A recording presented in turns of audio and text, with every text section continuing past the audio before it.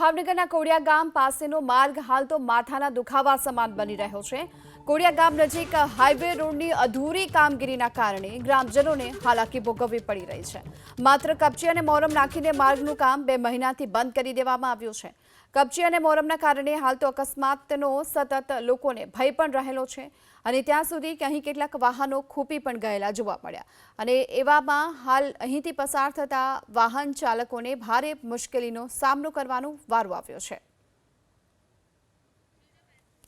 કોડિયાક નજીકનો આ માર્ગ જે લોકો માટે હાલ તો માથાનો દુખાવો બની રહ્યો છે કારણ કે અહીંથી પસાર થવું એ લોકોને હાલ ભારે પડી રહ્યું છે। તેમના વાહનોને નુકસાન થઈ રહ્યું છે, અકસ્માતનો ભય પણ રહેલો છે। કોડિયા ગામ નજીક હાઈવે રોડની અધૂરી કામગીરીના કારણે ગ્રામજનોને હાલાકી ભોગવવી પડી રહી છે। માત્ર કપચી અને મોરમ નાખીને માર્ગનું કામ 2 મહિનાથી બંધ કરી દેવામાં આવ્યું છે। કપચી અને મોરમના કારણે હાલ તો અકસ્માતનો સતત લોકોને ભય પણ રહેલો છે અને ત્યાં સુધી કે અહીં કેટલાક વાહનો ખૂપી પણ ગયેલા જોવા મળ્યા અને એવામાં હાલ અહીંથી પસાર થતા વાહન ચાલકોને ભારે મુશ્કેલીનો સામનો કરવાનો વારો આવ્યો છે।